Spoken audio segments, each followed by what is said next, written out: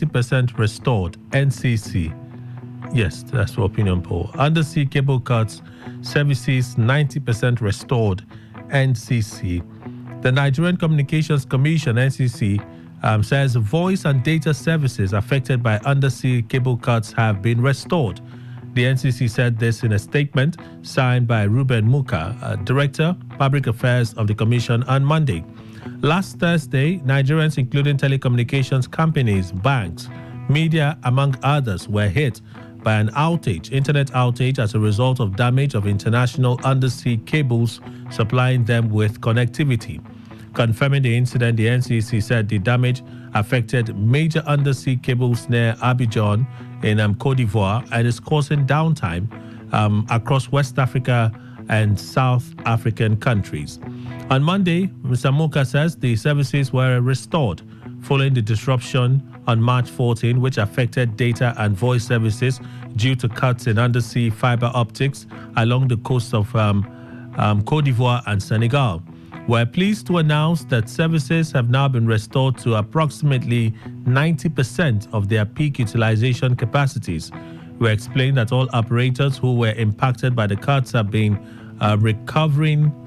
taken recovery capacity from submarine cables, which were not impacted by the cuts.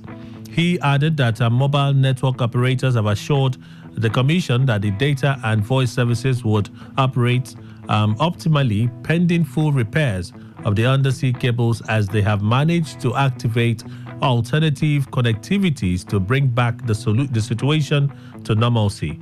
We extend our appreciation to telecom operators and consumers for their patience and understanding during the downtime caused by the undersea fiber cuts. All right, so that's the story, really.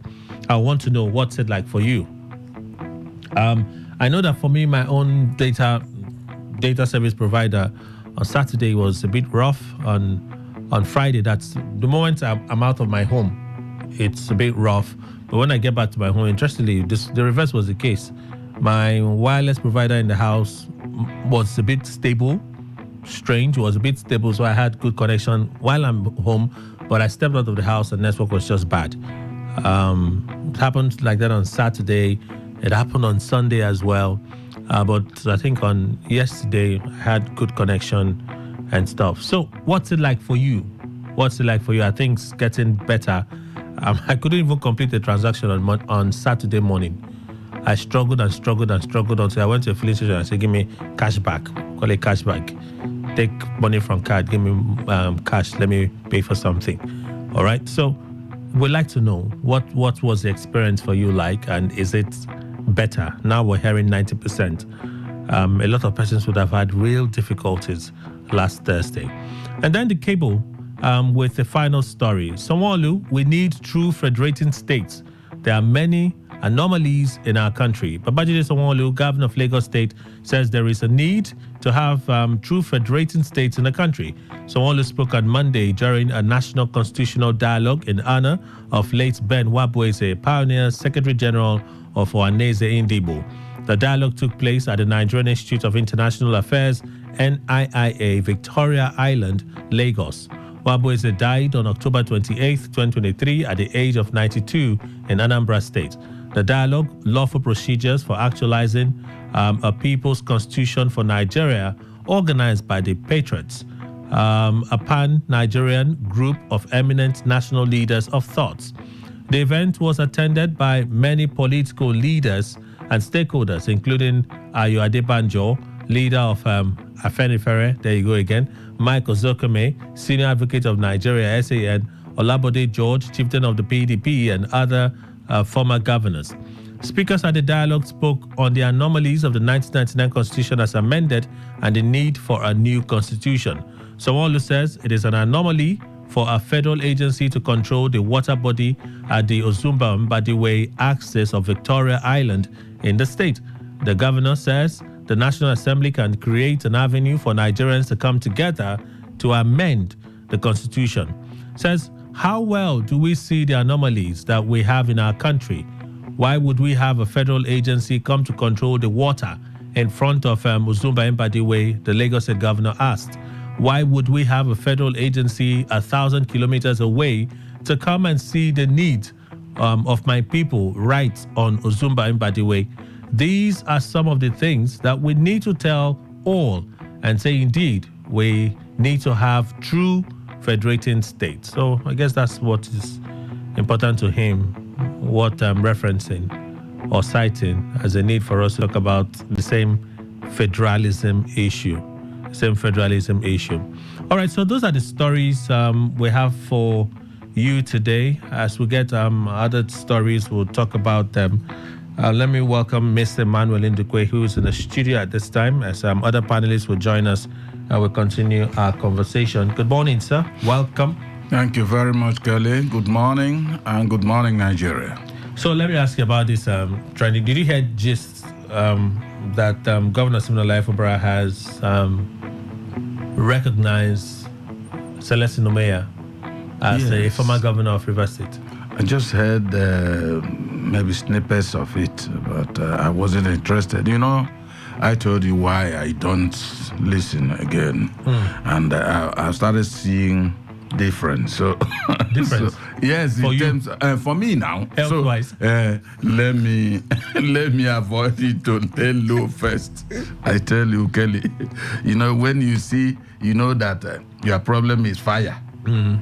You maybe 100 or 1 million meters away from fire, you will be passing. Okay. Yes. To avoid it. I tell you. The dangers. Yes. So, but as it's being talked about now, I will learn copiously from it. There isn't anything really to learn. No, there is. I had to reach out to some persons in government. Yes. I just won't mention their names. No, you won't. But the authorities in the government, and they said ignore. Kelly, just ignore. In fact, one person said to it. But you remember that when a certain list was read out by the House of Assembly, good, the initial statement was the names and that list was not sent by the state government. Yes. So at this point now, people will be doubtful when you say it's not true. They said, as far as they know, it is not true. Kelly, I won't tell you it's true, because that would be too wrong to say it's true while government officials are saying it's not. Okay. However, you know, when a man is known for defecating along the marketplace or market way, every time you see the man pulling his trouser back to his waist, what did he do? He went there to defecate. When he tells you anything about, no, I'll stop doing that, you will be doubtful. Kelly, you remember, I think for now, if I'm not wrong, I think Edison here is the Chief of Staff. Yes, he is. Thank you very much. You remember when the news broke? Viral. Thank you very much. And then inquiries were made from the same government. Officials also said it wasn't, they didn't know about that, and it's not true. At that time, you say it was false. Because the news going viral on social media was the governor had appointed him. I think that was just before they had that dinner. And he was with the dinner, he was with the governor and so on. So rumors just started swirling that the governor had appointed him as chief of staff. So indeed they said to me when I reached out, they said it's not true. This news is not true, it has not happened. But some organizations had put it out there. Thank you. You see, Kelly, that is why people tell you no smoke without fire. Which scientifically, there are certain actions that could take place without fire. You will see without smoke. Without smoke. You see fire. But I tell you, Kelly, how did the stations get hold of the information? Because remember, I think there was one person, good, who told us categorically that I heard from a source. Yes. Now, how would you now tell the station that no, the information was false? Is it not what happened eventually? Eventually, it was a false information. That's not what I'm saying. Please, false information, no false information. But what actually became the reality? No, the reality was time passed. If you recall, time passed. We had that appointment was not made 2 weeks after that viral post. It was not made 24 hours after. It was made months, I think, about a month or so. Kelly, let me tell you my mind. But, on this that's issue. true now. No, it's true. It's true. No, what It I'm happened a month after. It's true. What I'm telling you is that if you go by this statement of no smoke without fire, These days we now have fire without smoke. Okay. With technology. Because I agree now. I said so earlier. But I'm telling you, still with the eyes of the olden days, that this, perhaps at that time there was nothing like that in terms of this technological one.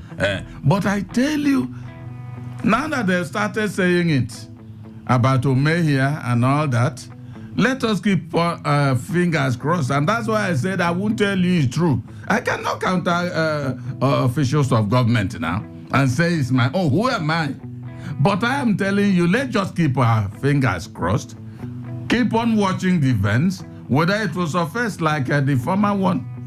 That's the Edison own.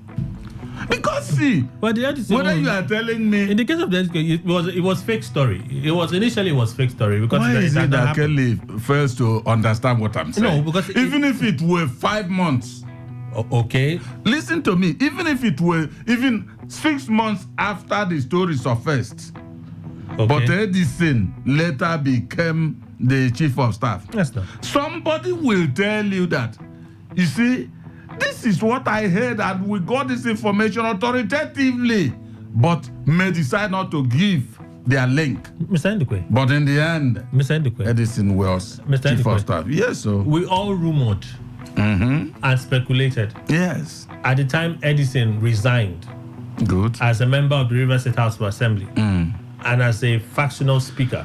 Yeah. The rumor was he had been picked to get into Fubara's government, the governor's government, Yes. as his chief of staff. But we needed that confirmation from the government. Somebody like Emmanuel Ndukwe cannot embark on such rumor. No. Because I did not hear anything towards that. Even if I have heard it from anybody who is peripherally working in government.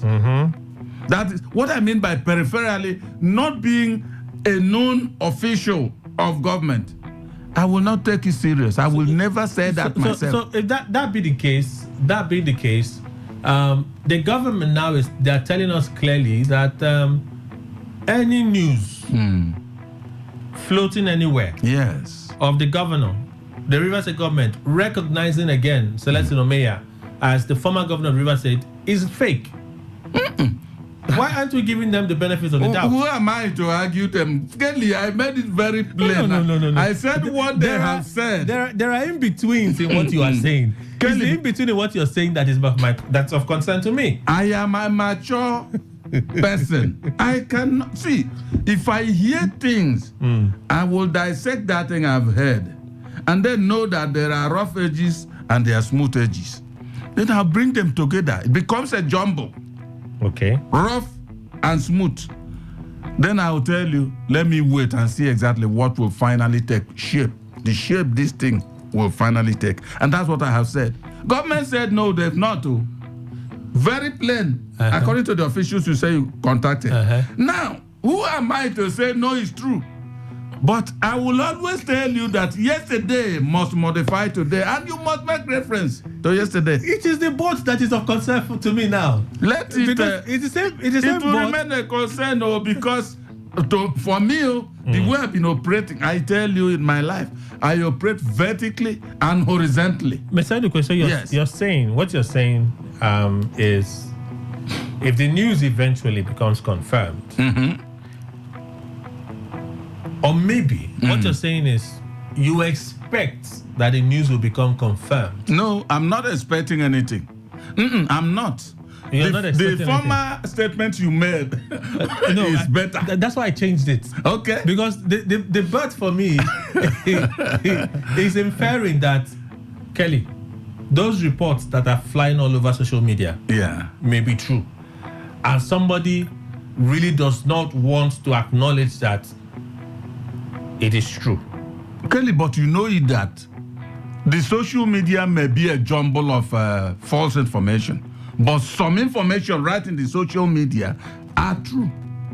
So we're saying I'm telling you, indirectly, I've captured the there's real. No inference. I'm not inferring anything, but I am telling you that there may be a possibility. Yes, that's what I'm saying. Because news like that just can't come out from anywhere. It must have come from somebody. I do agree it must have come from somebody. But if the government are telling us that it's not true, at least at this point. It's not true now. That I have also concurred. I concord completely. But I'm telling you, exactly. What part of it is the bot for me. What part of me is telling me, have you forgotten the other one? Which one? There are two of them. No, that particular one, the one that this guy... See, if you remember... But that turned out to be false now. It turned out to be false. No, that's not the issue. I agree. There are two things here. One moment, let's see if we understand ourselves. All right. In fact, even if I don't understand it, people understand, that's fine. Okay. There are two issues here. Yeah. One story was that of the commissioner. The commissioners, the former ones that resigned.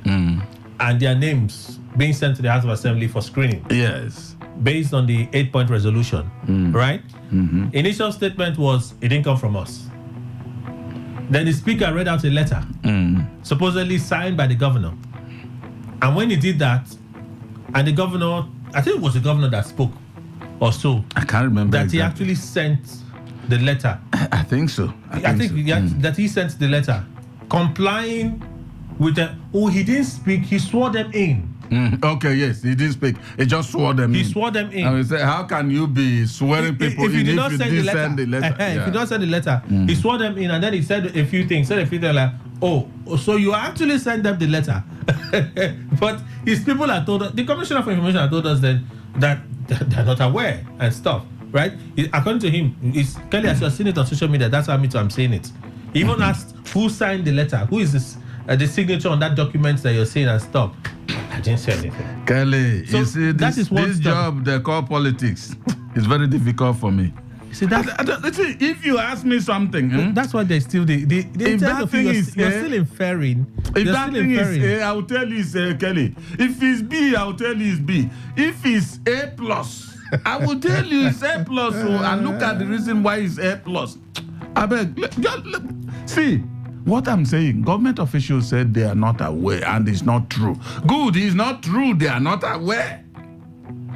But tomorrow, if it happens, I will always tell you, Kelly, remember what I was telling you. It is still the bot for me. The bot is Please everything. let the bot, okay, I remove the bot, forget about everything. No. Government don't know. Those that are watching, those that are watching us on YouTube. Government is not aware. They can look at your facial expression and like, because somewhere inside of him believes that story is true. Government is not aware, simple. Okay. Let's put it that way. But let's watch what happens. You see, the bot has come again. You can't help yourself. The bot is still there. There's a part of you that believes strongly. It's not only state government. So that sometimes this kind of thing comes from federal government. Yeah. You see, one thing I don't know whether this politics, and it's one thing I'm very happy that I will never learn the ropes. I will never learn the ropes. See, how can you call me and then ask me my name? I'll tell you my name is Kelly. While everybody that knows me knows that I'm Emmanuel. And tomorrow, I'll come out to say, I was misquoted. Who misquoted you? Who misquoted you? Are you telling her that the person you told that wrote whatever was not hearing or had a problem with his ears? See, I don't know. That's how they do their things. But all I'm saying is that they say they don't know. They don't know. I cannot put something in an adult's mouth now. They don't know. And I take it they don't know.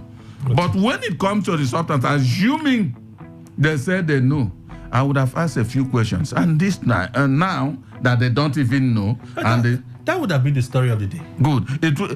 For now, it cannot make any meaning to start talking about. That would have been the story of the day. If indeed Fobra wanted to or had gone ahead to do that, clearly it would be a political score. We get it, but it would have been the biggest story of the day.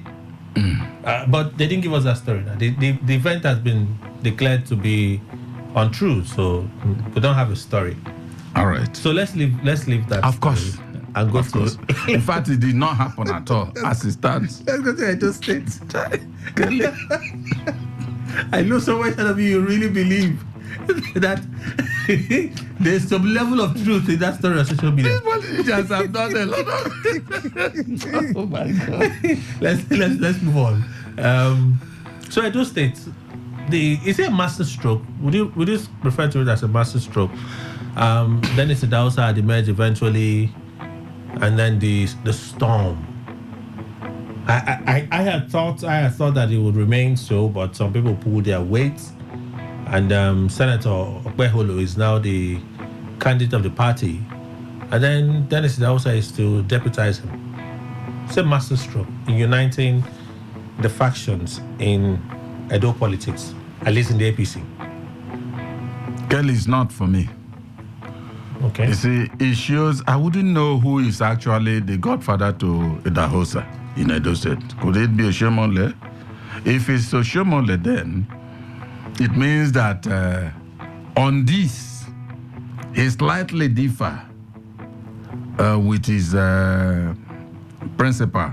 He's not even his principal, with the president. Let me put it that way.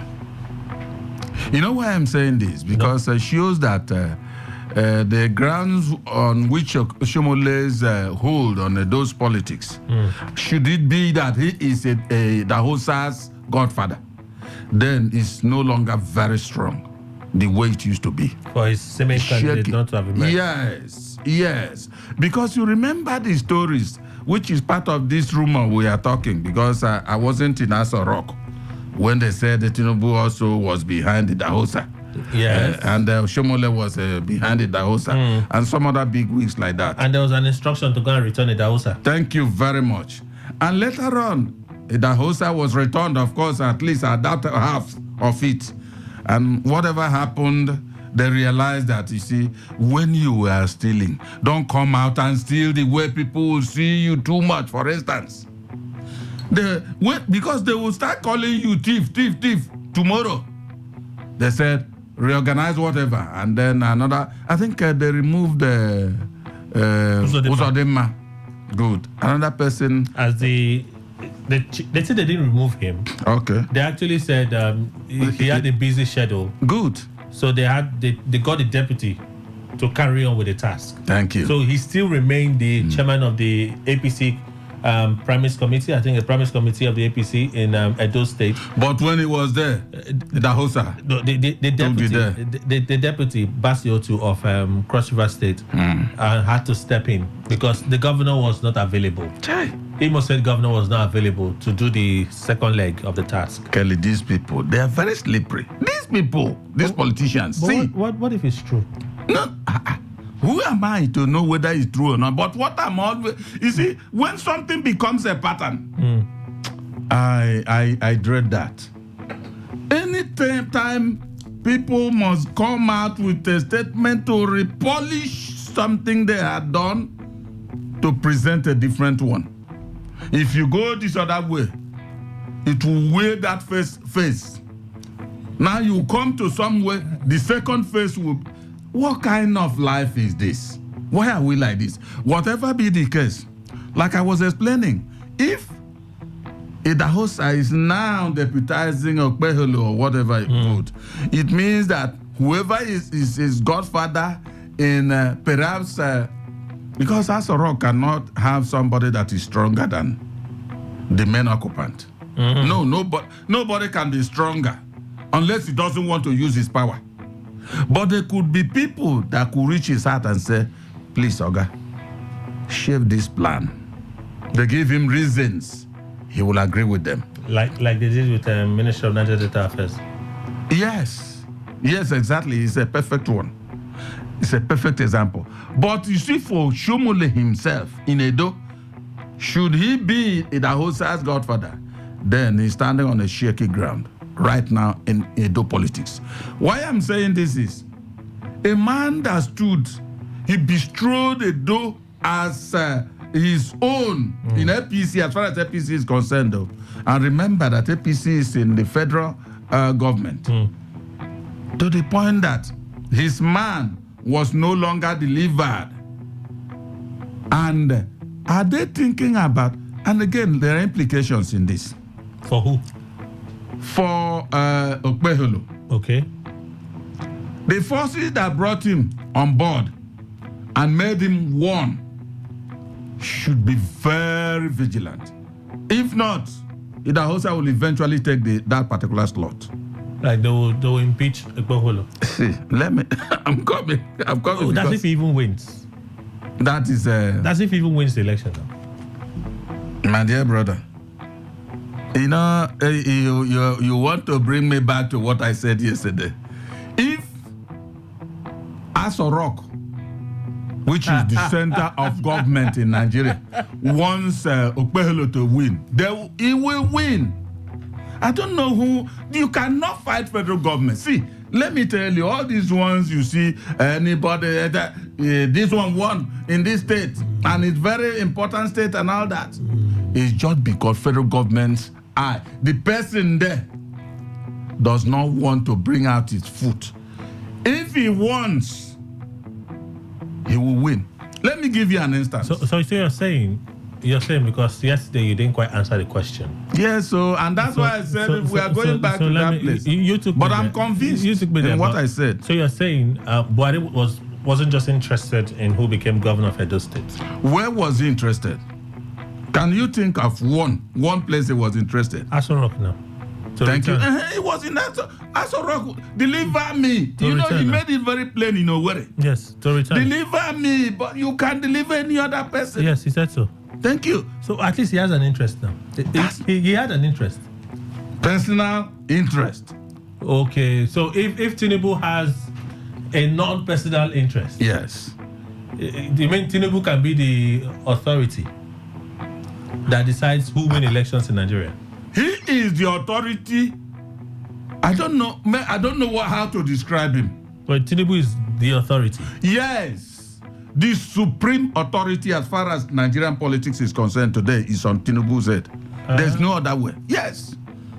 You have INEC, you have security agencies, the president is the commander-in-chief of the armed forces. So the president can decide who gets into what office or not? No, you see, there are certain things you don't open your mouth too wide and say.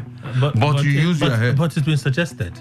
Thank you very much. It's been strongly suggested this morning that Tinubu can decide who gets elected or not. Kelly, see, it's good something is suggested because there could be a leeway for somebody to wriggle out of that suggestion and say, oh, that's not what I mean because it's subjective. Do you understand? See, what I'm telling you is that whoever government wants to project must be projected, no other force. Because it's not something that is done in heaven. It's done on earth. And in that particular nation, whoever is the supreme leader carries the day. There's nothing you can do. Okay, so in other words, some of the theories we've had of the Supreme Court rulings on the outcome of the elections in Nigeria that returned all the governors, all of them returned. You're saying that the governors, as they came out one by one to praise Tinubu for not interfering. Indeed, Tinubu did not interfere. Because if Tinubu had interest and he had interfered, we would have seen interesting swings in different directions. Is that what you're insinuating? Well, having brought in the word insinuating, I should withdraw from the whole thing because I have told you. No, but if we start a conversation, we should go the whole hog. No, I'm going with you. But coming out to support your insinuation, I will not. You know why? I'm a mere human. Mm-hmm. But I am telling you, in my studious followership of Nigerian politics, the way things go in Nigerian politics, I know that there is somebody that is the chief, the king, and if he wants A to happen, that A happens. But when I'm subjected to a hot seat, yes, on that issue, I will tell you, use your head. Yes, and that's what I'm saying now. But let me finish one other implication in those this thing. That's where we are. I know. What again I'm saying is that should it be that these people brought in a Dahosa and said, forget about what happened. That Okpeholo, am I getting it? Good. Is now the person in front. You are still in that corner of our mind where you were able to take that position first and all that. So forget about all these problems here and there. No, bickering cannot solve the problem. Stay there as his deputy. See, Kelly, in my place where I was born, the first cry was there. You see, at the time we were born, all this and that soaps here and there, everything was not there. We were using our native soap. They bet me with it and all that. And I grew till this age. They said that whoever is planning evil or laying siege for another or is coming to waylay you is wiser than you. That you is that target. He is trying to go and then waylay. He must be wiser than him. Because Kelly, as it is now, you and I are here. If I'm planning evil against you, you don't know now. You're a human. You won't know what I'm planning. I am the one that knows what I'm planning to do to you. Suddenly, that thing comes on you.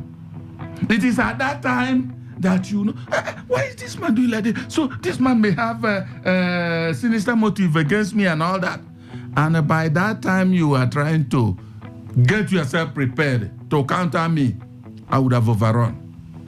So if they are planning for Kweholo or whoever, he has to be very much revived, very much at alert, because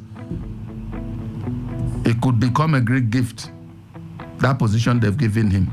Well, if he's not sharp-eyed and intelligent. He would have to win the election first. That will be the second step. You've come again to where, if you mention win the election first, I will tell you, if everything is finished, now is pitted against PDP and perhaps others. That will be Igodalo. Good. And the supreme authorities want him to emerge, he will emerge. Okay, there is nothing anybody can do about it. That's what you believe. That's what I believe. Of course, I'm the one talking. Okay. Of course. See, no, I'm not going. It's happened a lot. There won't be any debate whatsoever about what you believe. Let me give you an instance. But perhaps our reality may be slightly different from that belief. Oh. Because it just can't be. It just can't be that the presidency can just sit down and with the stroke of the pen. Nobody has mentioned the presidency. The president. You remember? I just decided to expand it. Okay. So let me narrow it. Okay. The president, can just sign. You in Bayelsa State, you will be the next governor of Bayelsa State. This thing follow procedure. We will move all the instruments of government to make you governor of Bayelsa State. Go and sleep. You have won the election. Just like that. It's like the way I don't know politics, or I don't understand it. You also don't. See, Kelly, this thing follow procedure that you look. When they say, the more you look, the less you see. That's what goes on in Nigerian election. Anybody that wants to accept, let the person accept. Whoever doesn't want to accept, let him not accept. But that's my conviction. Okay. Let me give you an instance. No, your conviction, we'll stay a bit too much on this story. Yeah, let me give you an instance, that very critical instance. In 2015 in Rivers State here, where you and I are living, there was an election, an entry of the FCT minister. Good. Who they said authorities wanted to come and join in the governorship. And he came in. They backed him. It was either by 2 or 4 a.m. There was a commissioner, was it a commissioner? Either head of Zone 6 police, whatever they call it. I think in Calabar also. Yeah, Zone 6 is Calabar. He was taking charge of River State and that side. Okay. He would have seen everything. And because he was impartial, But I must tell you, there's a caveat in that impartiality, because he must belong to a side himself. I'm telling you the truth. And that's why I said I can never see Kelly. Why is there a need to hold an extreme opinion? Kelly, if you know me very well, if I tell you, you see, this thing in this paper is white. Know that it's white for me. No, but that doesn't change. That doesn't change holding an extreme opinion. And when I say an extreme opinion here, I'm speaking of in terms of, must we almost always believe that there is always a but to every side of a story or an individual? A man could actually be neutral and transparent. A man in the police, can be neutral and transparent. He could be in a position, and his task is go and be neutral in that election. Don't be on anybody's side. Thank you very much. He comes to do his bit and then he leaves. And do it exactly that way. Is it not possible? The other side will be that he could be in charge of the elections in this state. Thank you. But he's not everywhere in the state. No. This aspect was not introduced. Because what is seen most of the time... You won't know what is in my mind, even though I didn't introduce it. But what is seen most of the time is they sent you here to come and do elections in Rivers State, right? They have given you instructions on what to do. So you are playing your master script. Kelly, if something happened 20 times, 18 times is on this particular one you said. Playing your master script. Of course. So that man was removed. I can't remember his name. He was removed either by 4 a.m. or 2 a.m. that particular day. Okay. And then another one brought in. And that one made it easier for somebody to win? Of course. Of course. Just like that? You won't accept it. I've tried. I find it a bit difficult. I have tried. I find it a bit difficult to believe. But just like that. See, in this country, you know, like now you know me. You know, before we didn't know. Now we know. If there is a place I am, you are coming in there, and I happen to be among the top shots there. Kelly, you will be walking. In fact, even if your leg hits something on the road, no pain at all will be sustained.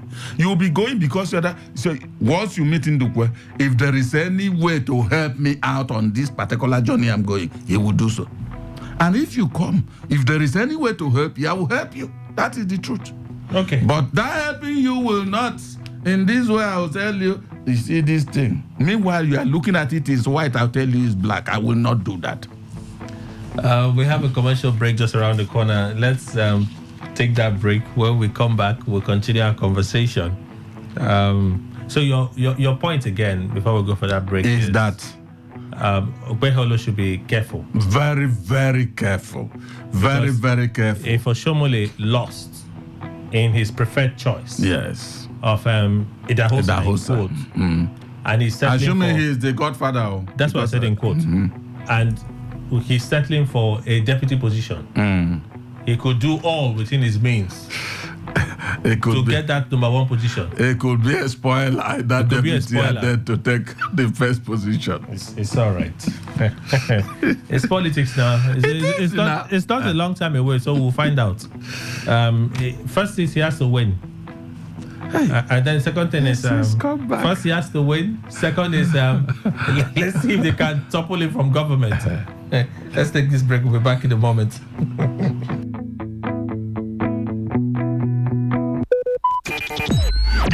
Talk radio. I listen to a lot of talk radio. 95.1 FM. What's in the happen, They say wahala now this one wahala be like bicycle. They just waiting the happen. Now for today 95.1 FM, 5 p.m. Monday to Friday, bomb quem. Now here you go here, waiting the happen for Niger and Obodo the world. Now that time where we they bring you Ogbonga to them, we'll go shock you. You go wonder say a person do like this. Now so we they bring them can give you acid the hot. Now where would they find way to sweep this country? Don't run. Because their blood in the chopper. They say this one. No worry. When time I reach, I'll say I want to take them. I see where they go. Homeland is homeland. Me, I go open gate for them. I no go be get man at that time for airport. Wetin dey happen? Make you no miss Mazi Ike God, Ike Machuku, and MC Kuro for Wetin dey happen. You go enjoy yourself. No forget to say, woman dey chop our recharge card. Woto. Enjoy and well, I'm here to give you more details about our ongoing project, which is called the Greater Taft City. Okay. And this is a project that started just 22nd of January. And I think today is going to make us like, is it like 2 months? Oh, no, not even just some weeks. You know, a month and few weeks, and we've gone really far. And this project comprises of 2-bedroom and 3-bedroom bungalows. Okay. It's the project in partnership with the state government, providing affordable housing. And we're doing our bit, making sure that what you're investing in, you can see the growth of it. It's not like the regular, you know, as you're investing, you're seeing how far the work is going. We've started the roads, interlocking the internal roads. We've already fenced. We've done drainages, even the storm drainage, you know, all the way. We're even building a bridge across the canal. So it's a very lovely one. So you can invest in any of the houses, be it the 2-bedroom and the 3-bedroom bungalows. Though those bungalows are all standalone, meaning they are detached. Okay. So you have your private space, and they are in different sizes, on different sizes of land. Okay. The 2-bedroom, which is on 300 square meters, is going for 33,338,500. That's 2-bedroom. Yes. Okay. 2-bedroom detached bungalow. Then you also have You need to mention the price again.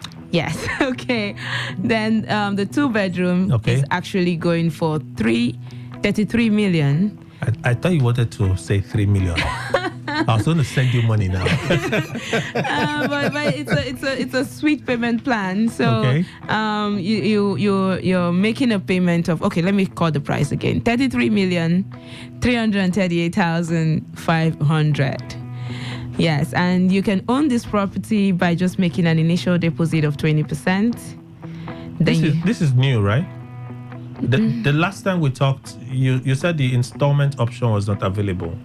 Oh, it was. It's always been. It's always been? Yes. Okay. It's just that we had, having to start. We did something for those that are starting with us before we even see roof. Like now, when you go to the estate, you see roofings, you see built-up houses, yes. But then it was just bare land. We're still clearing up, and we gave some persons the opportunity to reserve for just 500K.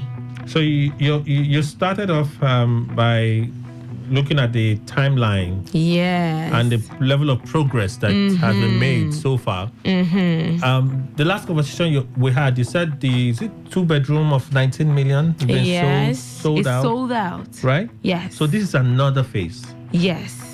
That is selling same 2-bedroom, but same 2-bedroom, bigger land space. Yes. Right? Bigger land space, exactly. And this is selling for 33,338,500. Okay. Then the 3-bedroom. But this is not sold out, no. No. We have a lot of it. Okay. We're looking at for this particular location, we're looking at 3,000 houses. Okay. Yes. Well, the entire thing is 20,000. 20,000. All right. So we have the 3-bedroom as well, which is sitting on 375 square meters up to 450 square meters. But that of 375 square meters is going for 43,688,500. Okay. Yes. So the bigger the square size meter, yes, from that particular standard size, there's additional cost by square meters now. Is it the houses, are they the same thing? No, the houses are different sizes as well. Different sizes as well? Yes, the 3-bedroom should be bigger than the 2-bedroom. No, I mean, like the 2-bedroom sold out. Yeah, the first one, which is the charity. We call them names. There's charity, there's favor, there's blessing. So the favor is now available and is still 2-bedroom. So charity is 19 million? Yes, and it's on a smaller size of land. No, I just want to get that clear. Charity is 19 million, right? Yes, but now it's 25. It's gone up to 25? Yes. This one is favor? Yes. Favor is 33 million? Yes. It could go up? Yes, definitely. The next one is what? Blessing, which is the 3-bedroom. That's 40 something million. 43 million. 43 million. Yes. Okay. Okay. I like the branding. It's very nice. Very So nice. yeah, and you can make a 20% initial deposit for any of them. Okay. And you spread the balance across 1 year. Okay. And this particular property is located just along the airport road, opposite OPM headquarters. Okay. So it's very obvious. You can't miss it, just along the road. When you're like, some clients have even called just by seeing the signage like Greater Taft City. And we've done it before with Gulf Estate. So we're doing it again. We have it in different countries as well. So having been at the Greater Port Harcourt axis, we're bringing in Greater Taft City. So people who want to reach out to you, phone numbers and contact address. Okay, so you can visit our office at Shop 211 Reef Taft Shopping Mall, just after JDP Roundabout, immediately after Audley Road. Then you go into Gulf Estate. Like going into Gulf Estate, you get our office there, Reef Taft Shopping Mall. Okay. I'll say it again, Shop 211 Reef Taft Shopping Mall, or after JDP Roundabout, Transamadi, Port Harcourt. Okay. Yes, then you can also reach us on these numbers: 0916 000 4994. Okay. Or you can also call 0916 000 4995. So you can call any of these numbers and we're active and we'll get back to you immediately. And you can also check us up on our website, which is www.taftafricaglobal.com. You'll see all our ongoing projects across 3 countries. So yes. Okay. So are there other projects ready now for sale? No, for this one, as I said earlier, we are focusing on the affordability and the standard of our estate. So we've started the infrastructures, which is the road. We're having water reticulation, central sewage system, power supply, and the houses, I don't know if I would give this detail too, it's built to carcass level. So, yes. What is the carcass level? Okay, it's not going to be totally finished. Okay. Yes. It So won't be furnished. No. Because if you do all of that, we already know the cost of things now. Okay. And it will be so unprofessional to call you as an investor that, sir, the door we budgeted on is now more expensive. So send us more money. So we try to put all of these into consideration and make sure that we give a quality structure. Which so you do a frame. We do the plastering, roof. we do the roofing, we do the conduit piping, the plumbing piping, we do your fencing. But already the entire estate is coming into form. Okay. We have the parks and gardens. We have the That's on you. Yes, that's on us. Okay. The sewage system, the lights. All you need to do is pull it to your house. Okay. Yes, we have the water reticulation everywhere. We have the paved roads, the biking lane, and it's just like being in a beautiful self city of yours. So when you come in, you may just have to do your window fittings, door fittings, tiling to your preference and to your taste. Exactly. Furnishing to your taste. To your taste. Oh, okay. Yes. All right. That's clearer now. The numbers again and your Okay. physical address. Okay, We're running so out of time. all right then. So you can visit our office at Shop 211 Reef Taft Shopping Mall, just after JDP Roundabout, Transamadi, Port Harcourt. Or you can call our numbers on 0916 000 4994, or you can call 0916 000 4995. And you can visit our website on www.taftafricaglobal.com. So we're giving you quality services. Your investment is assured. We still have our clients excited over investing in Gulf Estates. So don't miss out on Greater Taft City. So let's recap real quick. 2-bedroom. 2-bedroom and 3-bedroom standalone, which is detached bungalows. 2-bedroom for how much? 2-bedroom for 33,338,500. 3-bedroom. Then 3-bedroom goes for 43,688,500. Sitting on what size of plot? Okay, the 2-bedroom is sitting on 300 square meters. Okay. And the 3-bedroom is sitting on 375 square meters. So the one of the earlier 2-bedroom, the charity, you say it's gone up for? It's gone up for 25 million. If it's sold out, why is it going up? Now, we still have investors that are owning these properties, isn't it? Okay. And the value of the estate, the value of the houses there has to appreciate. They must appreciate. Why? It's because now, just like when you have a house, if you have a land, you can't sell that land the same way after doing foundation on the property. You've added value. Okay. You've added money.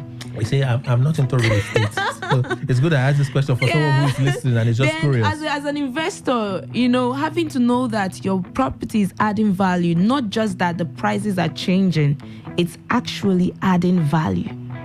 Okay.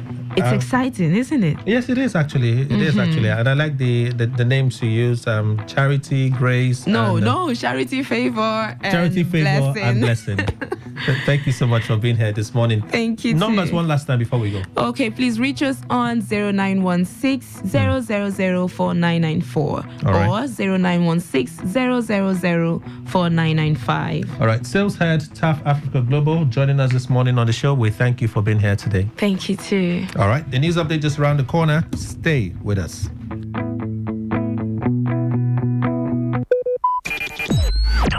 Talk radio. I listen to a lot of talk radio. 95.1 FM. Every day, every hour, when the big stories break, depend on our 24-hour news team to bring you the latest. Today, 95.1 FM. Today, 95.1 FM. Port Harcourt. News update.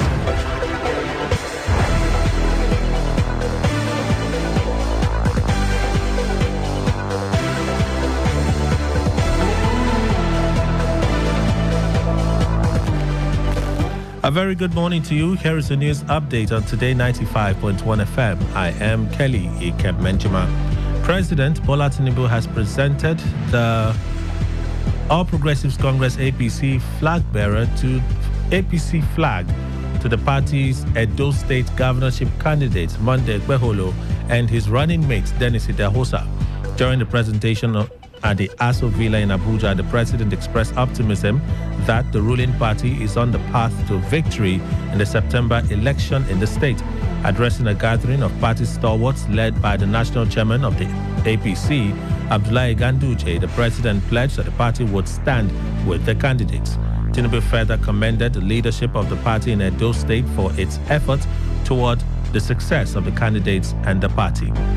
The governor of Nasarawa State, Abdullahi Sule, has called on the presidential candidate of the Labour Party in the last election, Peter Obi, to support President Bola Tinubu in the task of tackling the development challenges confronting the nation. According to a statement by his chief press secretary, Governor Sule, who threw the challenge when Obi paid him a courtesy visit at the government house in Lafia, urged Obi to tap into his wealth of experience and expertise to support the Tinubu administration in the task of building a secured and prosperous country. The governor thanked Obi for his efforts at cushioning the effect of the economic hardship on the people, just like President Tinubu and all state governors are currently doing to ease the hardship. The Labour Party LP has warned federal lawmakers, especially members of the House of Representatives elected on its platform, to respect the party's supremacy or face disciplinary action. In a statement by its national secretary, Obiora Ifo, the party noted that the lawmakers had failed to be true ambassadors of the people and the party, considering the sacrifices made by Nigerians in electing them. Ifo specifically said the attention of the leadership of the party was drawn to a statement by LP's caucus leader in the House of Representatives, Alpha Mogene, saying it is unconventional to conduct convention before state, local government and ward congresses. The spokesman said Ogene lacks knowledge as it relates to provisions of the constitution of the party under which he was elected. He also said the lawmakers had never risen to the occasion as members of the Labour Party in the House, who are supposed to be the voice of the people and speak truth to power in spite of the numerous challenges the country is going through. On the foreign scene, the World Bank is planning to give Egypt more than $6 billion in financial assistance over the next 3 years to help the country meet its development priorities. The Washington-based lender announced that the sum includes $3 billion for financial support to government programs and another $3 billion for the private sector.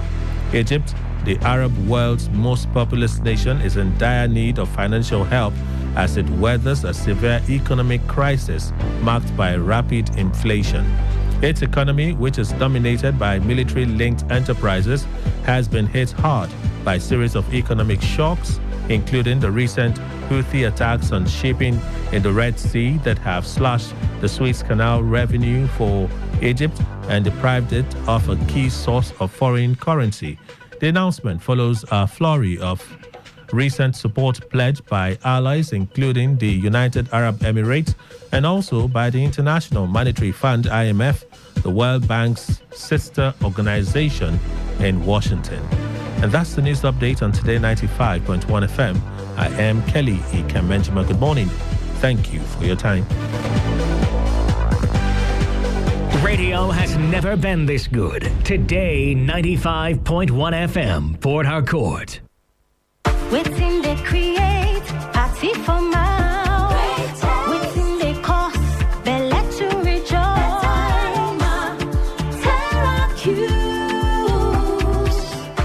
Terra Seasoning Cube turns your meals into a masterpiece.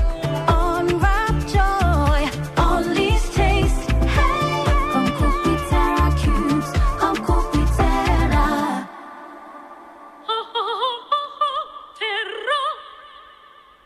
No matter what I do, you love me unconditionally.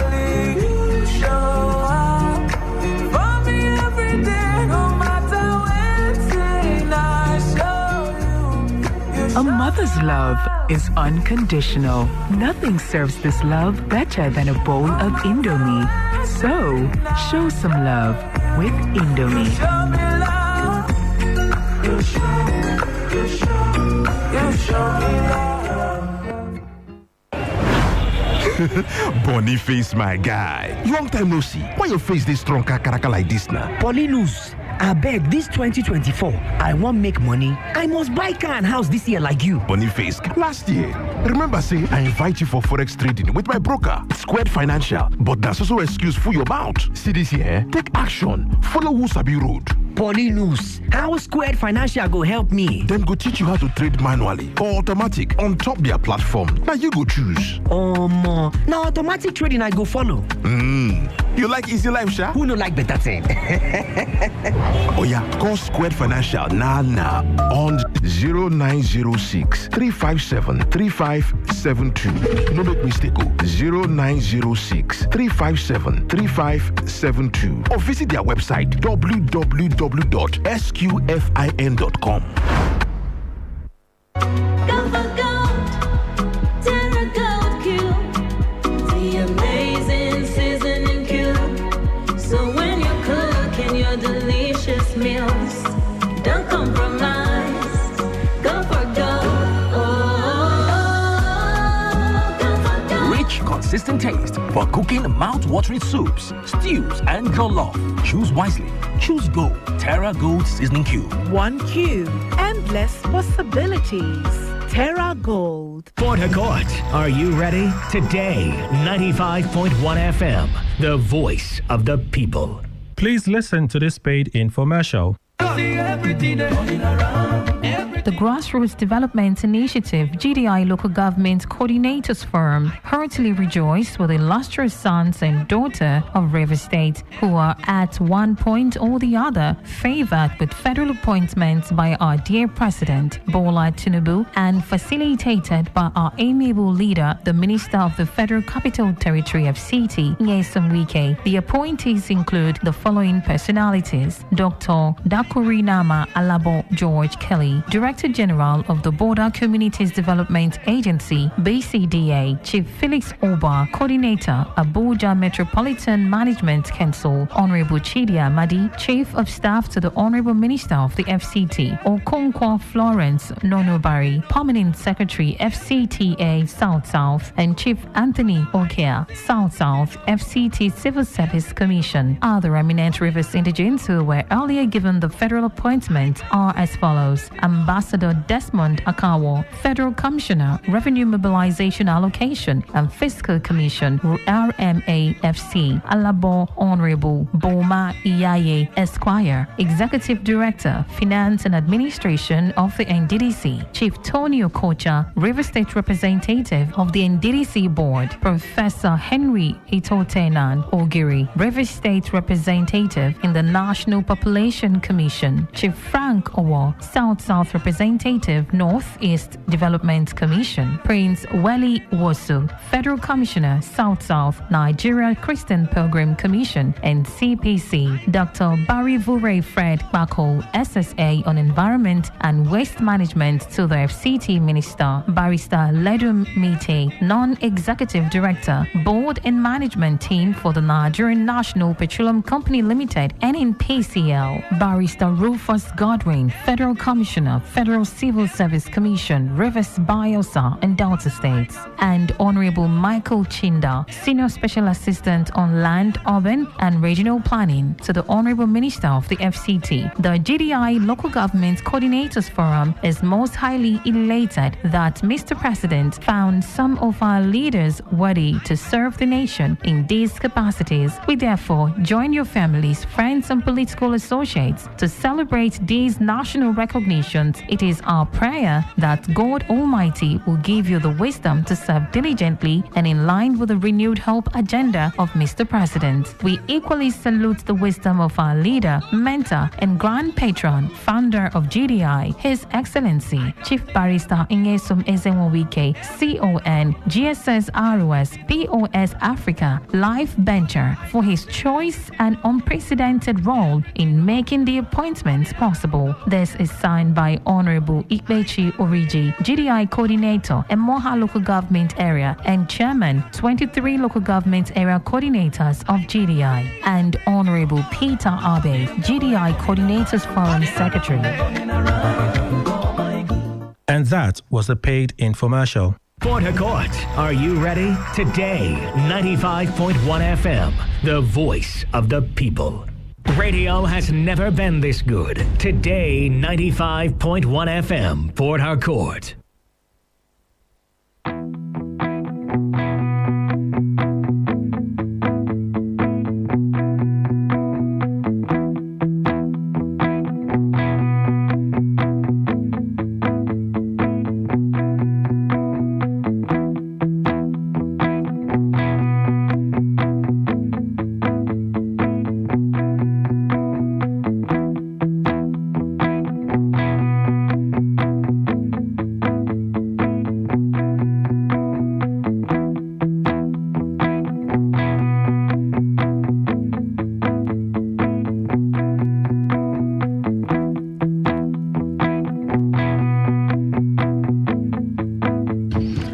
Thank you for staying with us. Let's continue our conversation. Today, 95.1 FM, the newspaper review segment on today's quest on the Voice of the People radio dial.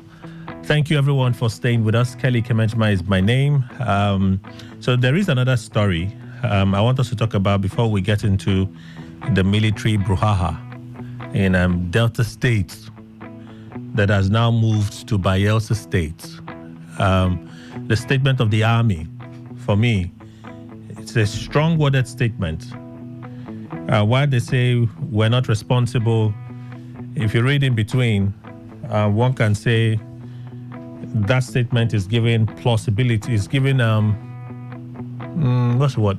Plausibility? Yeah, plausibility to the claims that indeed the military may be actively behind the raiding of those communities.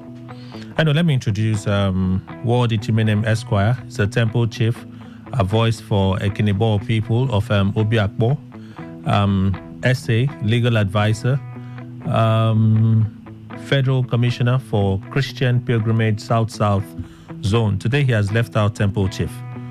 Morning, sir. Welcome. Thank Good to see you. Yes, I have my walking sticks now. At least I have close to 9, so I should be able to speak authoritatively. I was lacking them, so let me greet my chief and my colleague Choco, even though I told him not to contest. and he disobeyed me. Wow. Good morning, Choco. So Good morning, Rivers people. Let me also just introduce Choco. Now that they are taking the mic from me, what will you now do? Let me just finish it. So those that don't know the other side of the Choco will know it. Choma Choco. Well, I have always said it. I don't know why you keep combining my Chimene Modim and I. It's always a problem. It's always an issue. No, we'll find a way. He's my brother, but we love and hate each other at the same time. My only joy is I don't have politics on the menu today. Okay. So that's why I'm a little happy. We'll talk about Chimene Modim like defecting. Once it's in your studio, you defect. That's why I'm a little relaxed. I don't have politics on the menu today. He's not a stable politician. Thank you very much. Unlike those politics. So Choma Choco Esquire is also here. He's a Port Harcourt-based legal practitioner and human rights lawyer. Welcome, sir. Thank you, my dear brother. Good morning to our listeners out there. Let me call up Labour Party drama. Labour Party blasting their lawmakers, especially members of the House of Representatives. Yes. The other time it was Joe Ajero. So I don't know the constitution of the Labour Party, but there seems to be a conflict. The party wants to host national convention when they haven't done their congresses. It seemed like an anomaly, and that's what Labour Party they're saying. They're saying the party constitution has not faulted our plans to hold this. So anyone who is complaining is not speaking in line with what the constitution of our party says. But it's just strange. It's just strange. You look like you're aware of the... Well, I may not be totally aware. Of the Labour Party laws? Yes, I may not be, because I'm not a member of Labour Party, so I have not been privy to their constitution. But the truth of the matter is that every political party has a working document that defines the activities, the engagement, the rules of the party, as it were.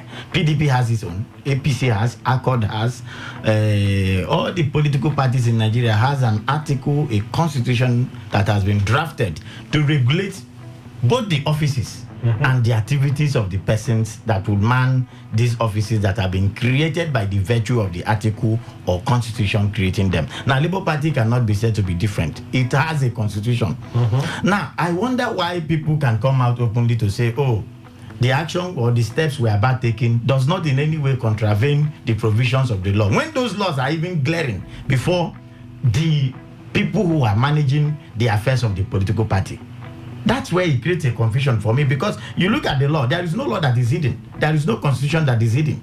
There is no article that defines the activities of a political party that is hidden. It is always there, particularly in the office of the national advisor of the political party. Now, except where the political party wants to play pranks or want to do anything, because if you look at it, you say, yes, Labour Party blames those at the National Assembly. I saw yesterday while I was reading, I almost cried, that members of the Labour Party in Enugu State at the level of House of Assembly collected 30 million naira to defect to the PDP. It gives me worry.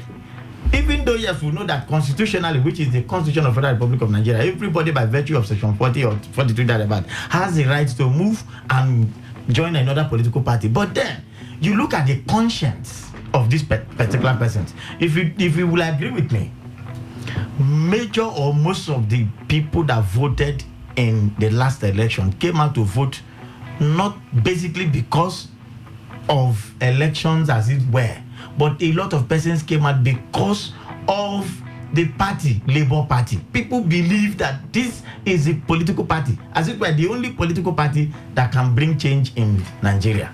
Now, we are having a lot of disappointment from those persons who were even, most of them were not even qualified to be elected. Most of them, even though constitutionally or by certificate-wise, they were ordinarily qualified. But if you look at the case of one of them who even defected this day, I think so, or one of the National Assembly members in the House of Reps, who got to the position by virtue of chance or the vote of our people, electorate. Now, today, you've traded it at the level or at the altar of political interest, not minding those who have voted you into power. It is not even up to 2 years to say, okay, the Labour Party leadership, as it were, has in any way done anything wrong to the individual that has climbed to that particular political position. But today you are betraying the interest of the electorate. And now it gives Nigerians worry what will happen in the next election. Okay. What other political party will also be floated, maybe to purchase the conscience and vote of ordinary Nigerians. So that's Choco expanding his issue to other areas. Yes. The other area is not my concern. I'm not talking about it today. Okay. So let me go to Chimenem. Please ignore the politics. Let's look at the substance of these claims. If we may. Because if we want to respond, everybody voted for Labour Party as one. Help me today. I didn't vote for Labour Party. Let that be said. And Okay, I have my compatriots. But this is what I'm a bit curious. My curiosity stems from the fact that people that are stakeholders in the party are complaining of the practice in the party. The political wing of the NLC wrote a letter to Labour Party about the same Congress. That you can't want to have a national convention without having state and local government congresses and world congresses yet. It's an anomaly.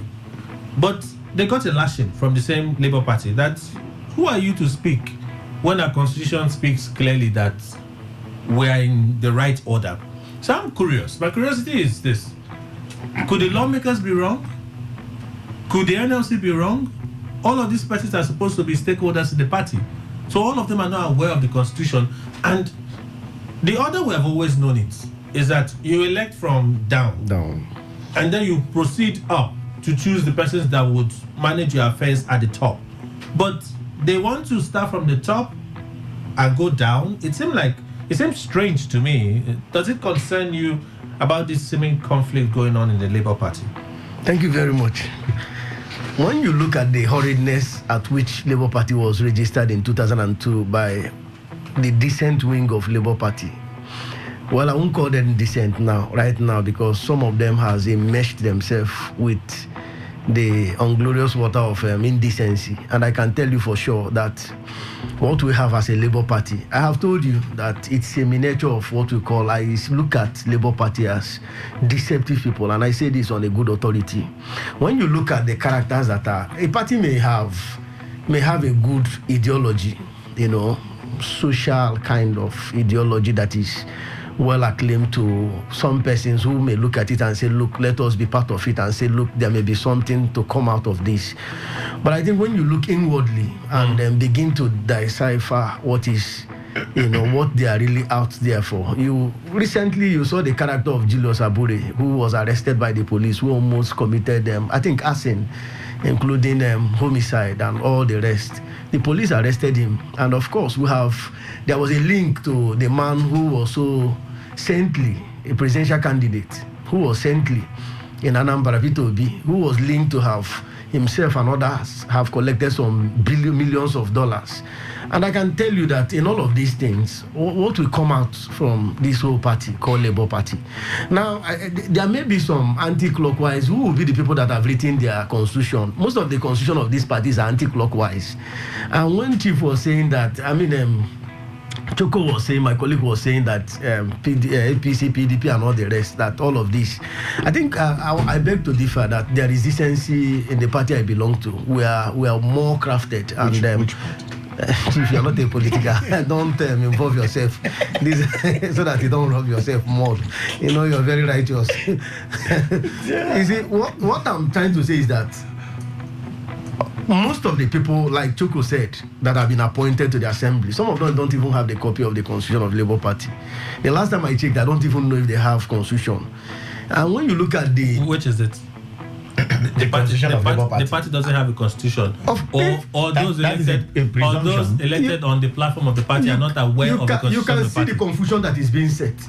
If those are the national, because I've never seen where they will conduct a congress that will not start from the higher level because you start even at PDP, we start at the primaries. You come back from the world level. What Congress? What Congress? It is from there, then you now move down to. That is why I said they may have an. It's not from there you choose the delegates that will vote at the That is why I said, look, there may be some centripetal and centrifugal forces that are causing this confusion, that are the national level. What I'm saying so is that you can, these days, you just see some few persons with personal interest. Politics is interest, and it goes with greed. Whatever that will make you succeed, that is how you go with. Now, the idea is that who are the people that will come out and say, look, what they are doing is not right? They are at the top. And I'm sure if P2B is there, or those that are calling them to come to the world level, they are at the National Assembly, they will do same. So it has to do with interest. The constitution will decide. Like Choco said, I've not been able to peep into their constitution. I've not finished reading my Bible. Talk less of going to read Labour Party constitution. It will be, in fact, it will be the worst aberration for me to read that. I read other literatures. The worst thing. Because when I read about the nitty-gritty, the history of Abure, and the character that led him to sell, of course, I was so ashamed that party should be expunged. They should clean it, upon the surface of the earth. And better still, let us not even discuss it. Journalists should learn how to write other pages. If I'm to have my beat, as a journalist, or get a beat to write on political events, I won't write anything about Labour Party. I don't think it's a thing to copy. For the records, Abure is accused. Please, not convicted. Was arrested. Am I right? He's still accused. No problem. What I'm saying is that, has anybody been arrested? No. My point is this: Abure is accused. We're not discussing politics today. Yeah, I know. Not convicted. That's one. Allegedly. That's why I said whatever that has led him to such an indecent waters. I've just straightened out. It means that they have imaged the decent idea behind the ideas that most few Nigerians were having about their parties. I was saying I'm a bit surprised. I'm a bit surprised because you're a politician. And some of the things you've told us about the character of practicing politician at this point could be at play. Somebody may have just manipulated things, got the police to arrest him, embarrass him, and all of those things. It's very possible. So let me say this Kelly, again. you're a very reputable journalist. Please don't involve yourself. No. Let me say this again. I'll say it once and we move on. I'll say it once and we move on. Abure is only accused. He has not been convicted. Please, Kelly, I can't accept it. I was hoping that. Go back and check the name. And by the way, I think an error. You said the party was established in 2022. 2002. It's actually 2002. Yeah, 2002. Kelly, just a little input. While you were actually trying to throw your question, you did mention that members of the National Assembly are those who are trying. If I heard you clearly, except I'm wrong. You did mention members of the National Assembly. Lawmakers. House of Reps. Now, the question I want to ask, or I want to be cleared about, maybe by you or any other person or the story makers, is that every political party has an executive body. The PDP has, the APC has, even the Labour Party. Presumably, let us even say yes, because working members of the committee, the working members, executive members of the party, and they should be. Those lawmakers should be there. No. It's an entirely different thing altogether. The executive, look at it. Look at it structurally. The NEC, for instance, of the that's where we are getting it wrong. And Labour, what is it called? The Labour Congress is a different body. I mean the NEC, the National Executive Council of the PDP. Of the party. Is where you have the elected members, right? Very good. No. The elected executive members. The elected executive members of the party, which is distinct from the representatives in the assembly, National Assembly, Senate, or state houses of assembly. Who constitutes the NEC of the PDP, for instance? You have, for instance, the former governor. The former governor of Kano State. No, are the present governors part of the NEC of the PDP? That can they be? They're not executive members. No, they're not. But indirectly, no. They have influence. We are talking about elected executive members that gets to the office by virtue of the delegates. No, they are not. No. We're confusing this though. Yeah. You have the BOT. The Board of Trustees. Right? Yes. You have the chairman. Yes. You have the chairman and the National Working Committee. Which is not an elected position. You have the chairman and the National Working Committee of the party. Yes. The National Working Committee of the party is the one that emerges from the elections. Yes. They are elected by delegates of the party. Yes. The delegates come from the states. Yes. Ward. From the ward. They said local government. Yes. Right? Let him land there. That's how you get those that do the daily running of the party. From the ward. Those ones is replicated from the ward. Those ones are elected by delegates chosen by the party. Yes. Right? Yes. You have the treasurer, secretary. You have the National Executive Council of the party. That is the when the party gets into a stalemate. Yeah, they can come. When the party gets into a stalemate, they say come in. This is the highest level of authority for our party. You need to sit and make a decision as to what happens in our party. It's also contested. Those ones understand. I know where he's the party. One moment. No, I know where he's those persons are not elected by delegates of the party. No, they are not. But they have influence. When the party needs the highest authority of the party, they can refer to them. I wish we can be privy to the constitution of any of the political parties. I know where he's trying to define. I know what he's trying to. I want to be clear. If you look at that, you look at that, you would imagine that members elected on the platform of the Labour Party in the House of Reps should be at that level of authority in Labour Party. Unless they are running a different structure. See, on that ground, it's like what happened here in the state when the president. Let him finish. The chief of the APC chairperson, caretaker chairman, was given an appointment, the NDDC appointment. In the eyes of the APC, he became the leader, even without being. I'm just following what you're saying now. He became the leader of the party, even when he was not given that caretaker, APC caretaker decision. But in the eyes, having taken that federal appointment, at that top, he was the leader. Without being delegates and all the rest, he is the leader. And I think it is on that they were now looking at those that were appointed at the federal level. So they have influence. Those in assembly have influence. No, let me even mention. Now that you mentioned this, let me even mention it. When those Emeka Beke, they raised objection to the appointment of Tony Okocha. One of the things they argued was the NEC need to ratify that appointment. Yes. That the NWC does not have the authority to remove an elected state council. Tony Okocha's response was the NEC had delegated powers. That's why I said they have to the NWC. So the NWC was acting on the delegated powers from the NEC, which nobody can to act. No, NEC is the highest. The NEC is the highest. So you have the NEC. You have the president. A member of NEC. You have the president. You have the governors. You have the Senate president.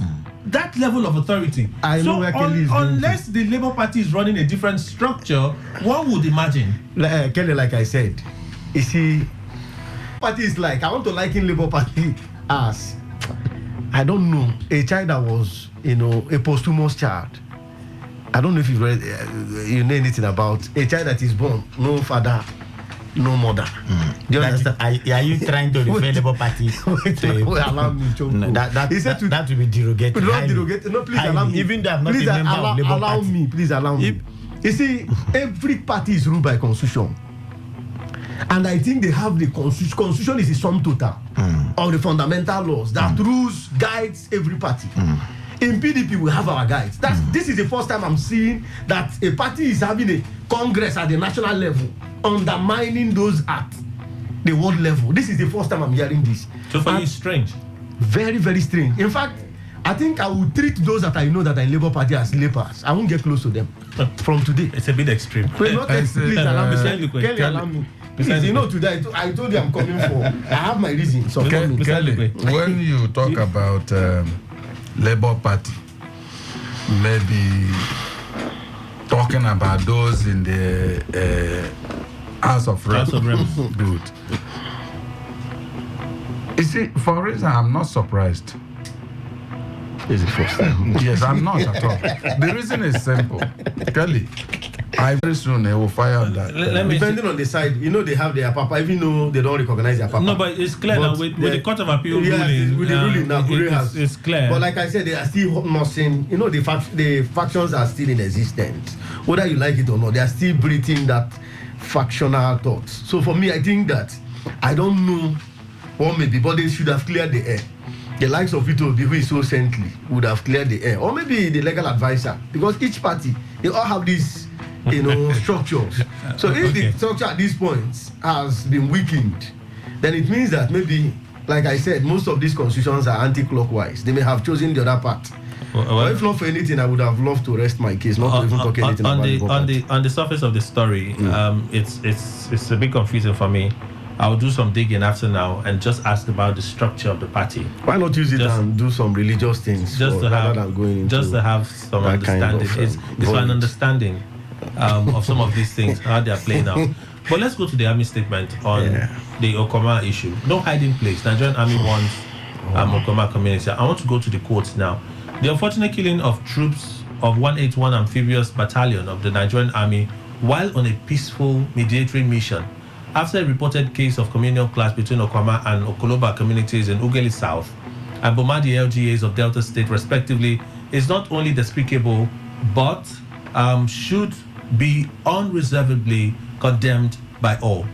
These were troops committed to peace and security of lives and property of citizens and non-citizens alike in the Niger Delta region, murdered in cold blood by an armed youth gang of Okoma community in the most gruesome, heartless, and cruel manner, and went ahead to sacrilegiously debase their remains by ripping out their hearts by the very people they were there to protect. The tone of this note is what I'm paying attention to. Regrettably, the community complicit in this dastardly act has resorted to media propaganda and shenanigans rather than engage in a positive effort to fish out the perpetrators of this heinous crime. This again is a clear indication that the murder of the troops was a communally orchestrated attack against legitimate forces. The falsehood being peddled by these criminals and their cohorts to whip up sentiments and sway the public to cover up, endorse, or support the outrageous criminal acts of their armed youth gang should be disregarded in its entirety. It is only a ridiculous attempt at justifying their crime rather than turn in themselves to security agencies. There is no amount of propaganda that would arm twist the narrative. They are complicit and must be ready to face the wrath of the law. While law-abiding citizens are assured that there will be no reprisal on the part of the troops, who are enjoined all to go about their normal activities, even as ongoing efforts are scaled up to positively identify and isolate the criminals to account for their atrocious deeds. Is this statement conflicting in itself? By Sachiko? For me, if I listen carefully, I do not think it's conflicting. Okay. Yes. Yesterday, I think I was privy to part of your discussion on this, and I gathered certain lessons from it too also. Indeed, without mentioning words, it's a pathetic one. It's one that is embarrassing to the nation. It's one, as a matter of fact, that calls the entire community of Ughelli and Delta State, as it were, to blame. Yesterday, I think I did read from the pages of the newspaper that the governor of Delta State made an attempt, or was even actually there to visit, the JTF commander, as it were, yes, to sympathize with them and then also confirm what must have transpired between the entire community and the military personnel, as it were. But then you look at it, let me even reduce it to my own people. When this thing happened yesterday or day before yesterday, I wasn't actually surprised, because for me, I think that there must be a clear-cut definition. Yes, a clear-cut definition of the responsibilities of the security personnel, or as it were, that of the army, the police, and every other security personnel. While I do not take delight in the actions of these persons who must have murdered in cold blood our security officers, you look at it, very glaring is the fact that these persons are doing a job we cannot do for ourselves. I cannot be a military officer, I will tell you, even if you pay me $1 million per day. Because of the risk. No, apart from the profession I've chosen, the risk involved is just like telling me to climb with a bare hand this MTN mask. Pay me $1 million, I can't do it. Are there people that chose? No, of course, there are people who have chosen. And that's why I must commend these persons, because they are doing what I fear to do. Okay. So for me, the mere fact that you are in possession of arm alone creates an impression that, oh, this person has something different from my very self. Now, I want to tell you. Yes, I will tell you the truth. I want to tell you. Look at. You've heard about land dispute in Igbo. It is not totally different from what must have led to the death of these persons. Look at it. What was the issue that led to the killing of this person? The threshold is that a land dispute between two communities, and they came in to protect. The first question we should ask ourselves: does the military? So this is one account. This is one account, of course. And this is the account that is all over the place. Over the place. But which I've read. We're now getting several accounts from the community. Members of the community, they are giving us a different account from the issue of land dispute. Oh yes. Well, that is what I still hold till now, except I hear maybe from the right source a different story from what I already know. Who will be the right source? The governor it should also be from the members of the community. The governor went there. Yes. He did not speak to the press. He did not speak. He went in, met with the military chiefs, commander, yes, and sir. left. And that's even a bad one. He sent a bad signal because you ought to have spoken to the community. Yes. So hear what happened. Yes. You ought to have spoken to members of the press so that people were braced with the true story and facts. But as it is, we do not know what must have transpired truly.